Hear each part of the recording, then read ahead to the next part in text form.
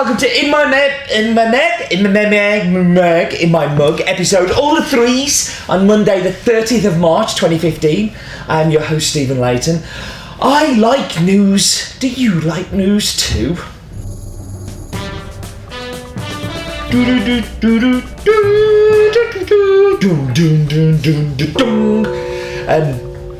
There is still a chance to get some of the Ides of March blends that we've been doing. The Here's Johnny, the Fruit Bowl, Perfettio. Some of them will be staying, but you haven't really told me which ones yet. So if you leave it up to me, you might not get what you want. So please do drop us an email or tweet us something about which one you think has been your favourite out of the four if you've had them. Last week you may have seen a trophy that was sat on my table here, and I was being a little bit naughty as it wasn't mine. It was the trophy for the Brewers Cup that was held last weekend that I was competing in. Now, bear in mind, I make beans go brown. I'm not a barista. I've never claimed to be a barista, but I ended up finishing third behind a previous World's Coffee and Good Spirits finalist and a previous Brewers Cup finalist from Canada, who's now living and working in the UK.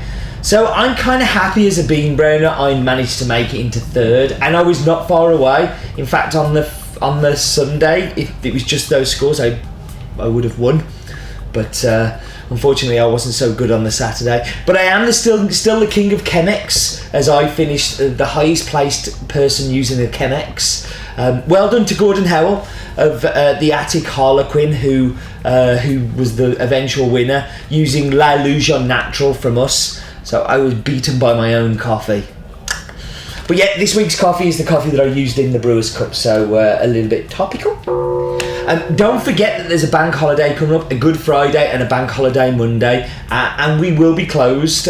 We won't be open, so there won't be any orders until the Tuesday, Wednesday, the following week. We're expecting to be busy as well, so do get your orders in early. Yes, and that was the news, actually. I don't think I've got anything else. Yeah, okay. We should go on to Focus On. This week's Focus On is on Malawi and Malawi coffee production, as that's where this week's coffee's from.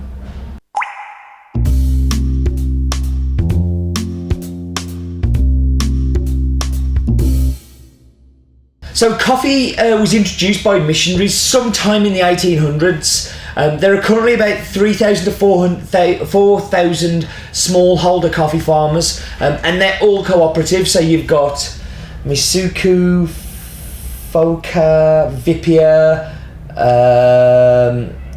Southeast Mazimba. I can't remember the others, but anyway, they're mainly based in the north of Malawi.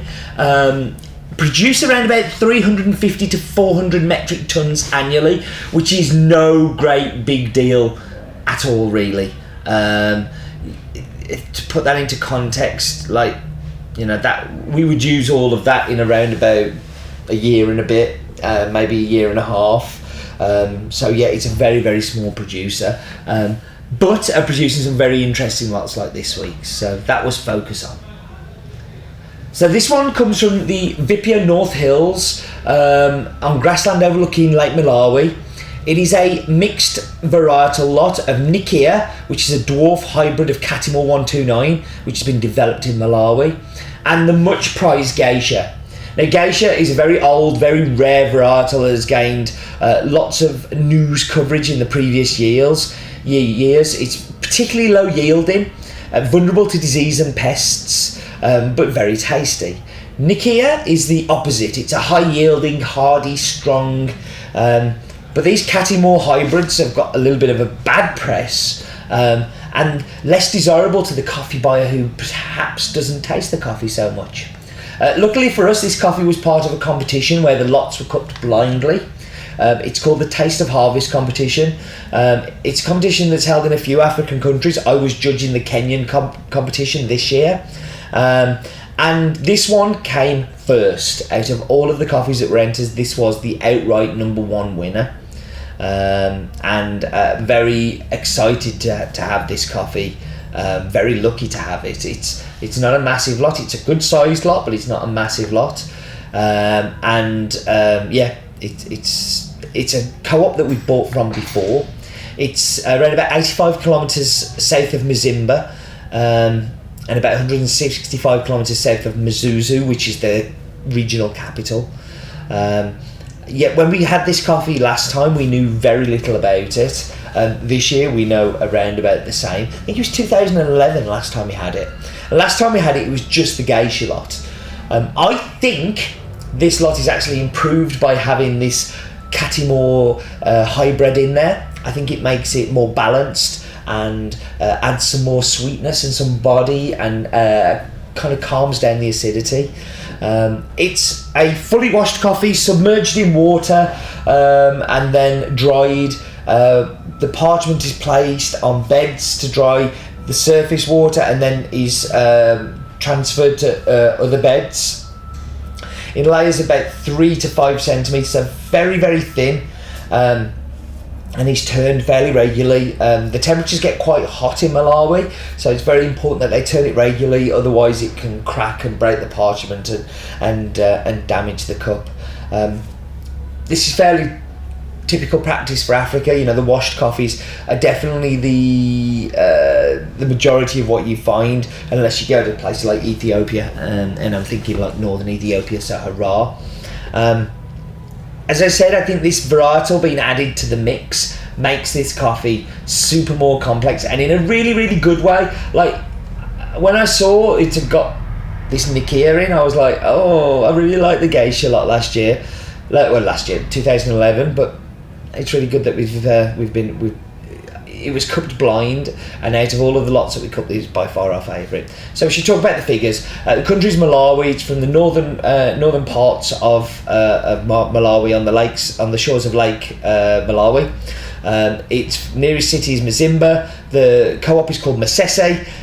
It's has an altitude of 1,600 to 1,900 metres above sea level. The varietals are Nyika and Geisha, and it is a fully washed, submerged, underwater coffee, and that's everything I know about it.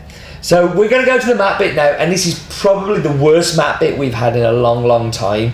I particularly blame the importers who've helped us bring this. So Chris, I know you're watching, and I'm going to come and get you.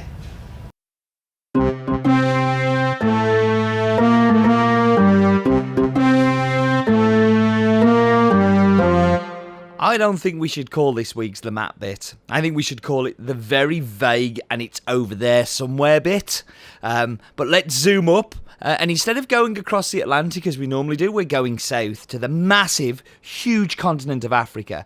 The birthplace of coffee, of course, although that's contested a little. Some say it's in Ethiopia, but I was reading a book recently that says that Yemen could be the first place where actually coffee was grown. So an interesting tidbit for you there, because I'm really going to fill on this one. But Malawi, here's our fact about it. It is nicknamed the warm heart of Africa due to its incredibly friendly people. And I very much hope that next year I can go out and find that out myself, because I really want to visit Malawi this year. It's on my list of places I have to go to. And it's purely because of this coffee, because I need to find out where it's from so I can actually get some coordinates. But here we're zooming down to Lake Malawi.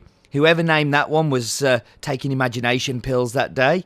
It's an area of 29,600 square kilometres. It's 500 metres above sea level, and it's a length of 580 kilometres. That is one big, huge lake. Now, you can see just down there was Mzuma and Mzimba. These are coffees that we've had in the past. So I'm guessing that the coffee growing range is actually to the left of this a little bit, where this week's coffee's from. But I don't have any coordinates. When I asked the importer if they could send them to me, they went, yeah, we'll get that done. That was a week and a half ago, and I couldn't wait any longer to share it with you. So lowest point is 37 metres above sea level. That's because it's landlocked, and 3,000 metres above sea level is the highest point, so not massively high. And that was the map bit. So I apologise, a vague map bit, but there's not a lot you can do about it when you don't have any info on it. Yeah, my bad. I should have waited, but I wanted to share it with you, and it was a coffee that I just had to get out. I know a few of you on Twitter, when I've sent out the email, were saying that you haven't had anything from Malawi and you're looking forward to it, and I would love to hear your feedback on if this is a good coffee or not. Well, it is a good coffee, but whether you think it's a good coffee. Right, I'm going to whack you on pause. I'm going to go and get tasty and delicious drink. Actually, no, I'm not. What am I doing? Roland, where are you?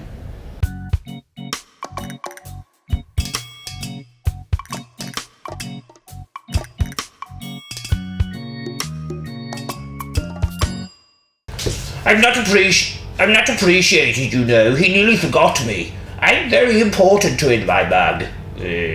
Anyway, my daft fact of the week. Malawi is a very small country. In fact, over a third of it is Lake Malawi. Tiny, tiny, tiny, but 16 million people.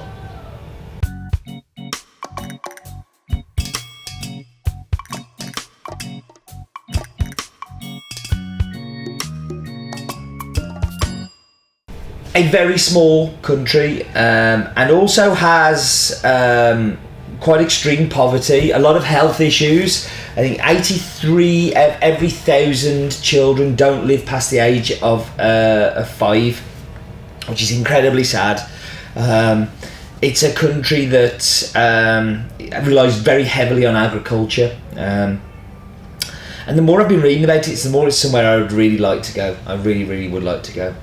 Anyway, time to whack you on pause this time, get tasty and delicious drinks, and I'll be back with you in just a moment.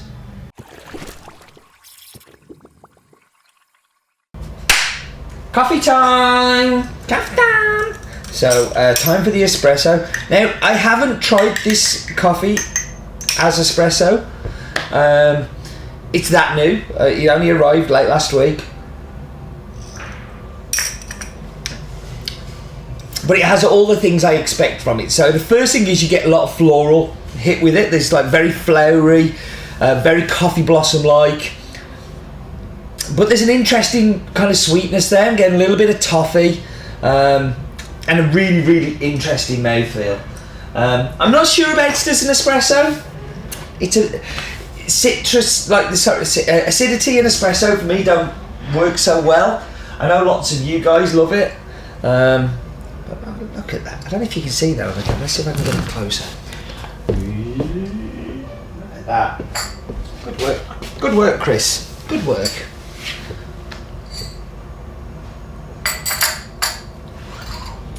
So, the milk dulls down the acidity a little bit, but because of that florality, it's a little bit overpowered by the milk, and you get a lot of milk and not so much coffee. Again, maybe not for me, but this is definitely where it's going to shine. I got called a barista last week. So in the Brewers' Cup at the on the Saturday, they wanted everybody who'd competed that day to come up, and they said, "Can all the baristas come up?" And I turned to Estelle, who was there, and I said, "Like, what about me?" She said, "No, you're a barista now." So I'm a barista now, as well as a roaster.